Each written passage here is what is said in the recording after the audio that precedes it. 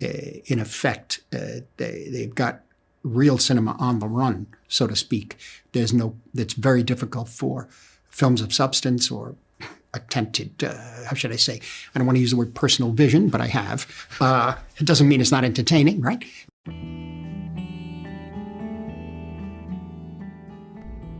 One of the most prevalent arguments against the current state of Hollywood is their reliance on pre-existing IPs, a reliance that is said to harm the creative potential of many filmmakers. I plan to cover the historical context behind the notorious prevalence of Hollywood sequels in the 1980s, why many of these sequels were massive failures, while others were insanely successful, and ultimately look into how the financial successes and failures of these primordial blockbuster franchises have gone on to influence the ocean of reboots and cinematic universes we see today.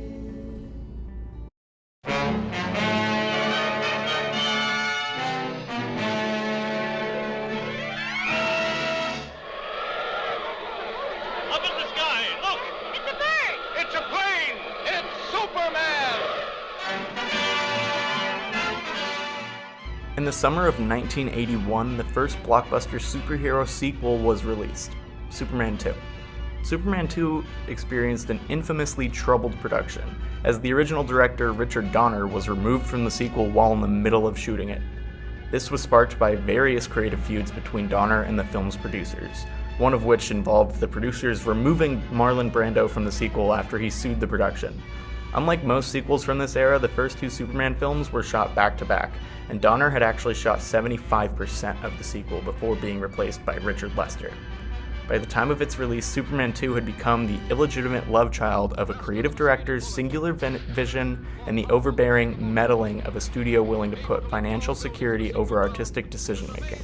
Despite its hellish production and the multitude of creative disputes happening behind the scenes, Superman 2 was exactly what the studio wanted it to be: a financial success. Do any of these issues sound familiar? Well, they probably should, since they're all basically the same exact issues plaguing movie sequels and film franchises to this day. But how did we even get here? Obviously, sequels are a problem in today's world of cinema. We all saw that tweet about Doctor Strange 2 being shown 70 separate times over the course of a single day at Times Square's AMC. In 2019, the New York Times reported that more than half of the top summer movies of the last 37 years are now franchise films. But I'm not Martin Scorsese, so I'm not going to chew your ear off about why this might not be the best thing for all of the smaller filmmakers working right now. What I will lecture you about is the history of this issue and how it specifically relates to the shape of Hollywood in the 1980s. You see, before the 70s and 80s, sequels were low-budget cash-ins, lazily thrown together, even more so than modern examples, otherwise known as reliable investments with little to no risk factor. In her 2017 essay, The Sequel Paradox, Kathleen Locke touches on this budgetary shift, saying, unlike earlier low-budget serials and series, whose deliberately repetitive formulas had been a reliable source of revenue that helped studios stay in the black, the post-1960 sequel was produced and marketed as a big-budget, high-concept blockbuster that promised to achieve a substantial profit at the box office. This was a trend primarily motivated by most film studios' collective lust for potential profits. Money, this money, that profit will make me wallet fat. However, the cultural shift can also be felt within the content of the films themselves. The sequelitis complaint has become inescapable in today's film discourse, arguing that big-budget sequels and remakes take up box office space that would be otherwise occupied by creative new stories and original ideas. Most people can agree with this sentiment, but it's not like this franchise system has no financial basis. In 1978, Columbia Pictures president Frank Price told Variety it would be extremely foolish not to pursue the matter of a sequel after a huge hit. It may be fiscally irresponsible not to. Some sequels were such guaranteed successes that they didn't even need to rely on box office performance to bring in the big bucks. While today's film studios are focused on selling the streaming rights to their up-and-coming blockbusters, during the 1980s, studios were concerned with how they could quickly sell off the television and home media rights to their newest projects. Sequels proved to be a way to quickly guarantee a high payout when auctioning syndication rights to TV stations and home media distributors.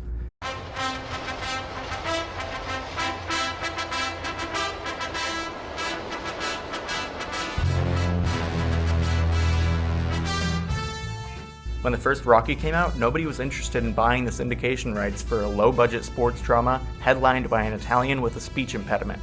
However, after winning 3 Academy Awards, the syndication rights for its 2 follow-ups, Rocky II and Rocky III, were sold for $21 million and $28 million respectively, and that was before the films had even been released.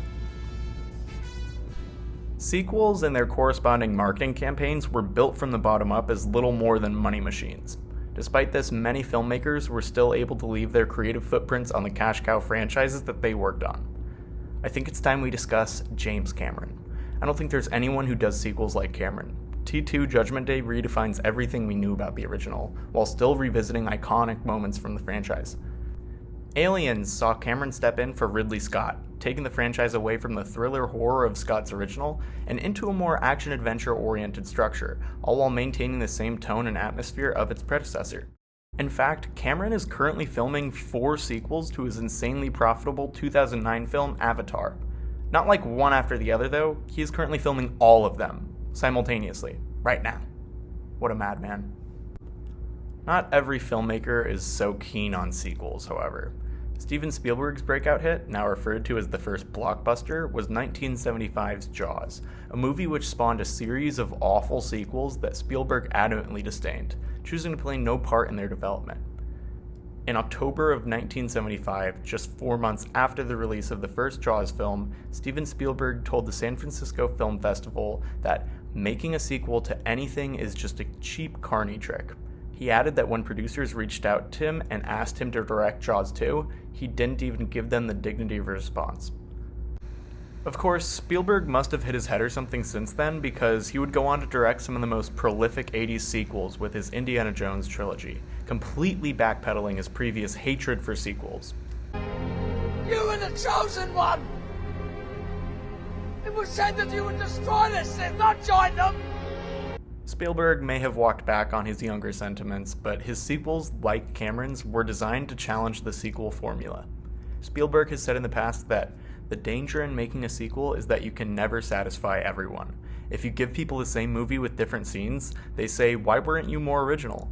But if you give them the same character in another fantastic adventure, but with a different tone, you risk disappointing the other half of the audience, who just wanted a carbon copy of the first film with a different girl and a different bad guy. So you win and you lose both ways.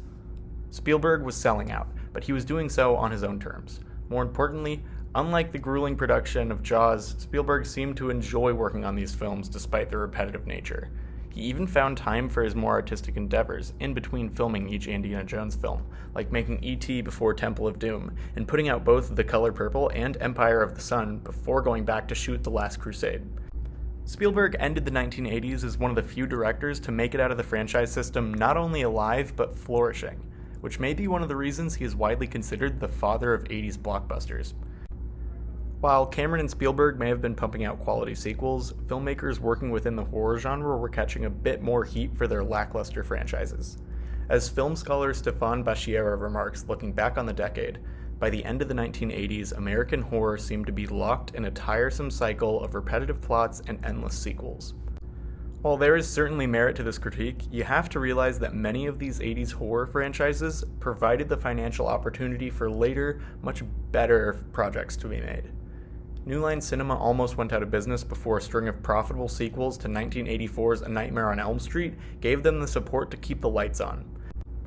By the end of the decade, president of New Line, Robert Shea, heralded the 4 Elm Street sequels that had been released at the time as the company's saving grace, claiming they have given us stability and cash flow, and that this one copyright has become an important financial component of our company. The success of 1982's Rambo: First Blood inspired the independent studio Carolco Pictures to put out 2 sequels, both of which were massive blockbuster hits. This allowed the relatively humble studio to then invest those earnings into a heap of new, original projects that would otherwise never have seen the light of day. For this reason, Carolco president Peter Hoffman described Rambo as the most important sequel series not owned by a major studio.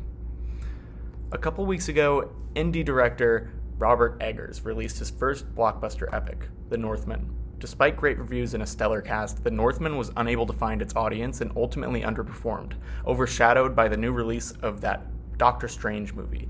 While it's easy to navel gaze and use this as evidence that cinema is dying, I think it's equally important that this spring also saw the release of Everything Everywhere All at Once, a low-budget film from lesser-known filmmakers that was able to reach a massive audience thanks to great word of mouth. I think this is a more accurate representation of the conceit we must make with 80s sequels and their role in cinema. Film studios have a goal of making money, not protecting the art form. It shouldn't be surprising that Warner Bros. Would fire visionary director Richard Donner off their Superman sequels, just like it shouldn't be a surprise that Marvel essentially fired Edgar Wright off his Ant-Man movie. It sucks that these guys lost their opportunities, but that doesn't mean that their filmmaking careers are over.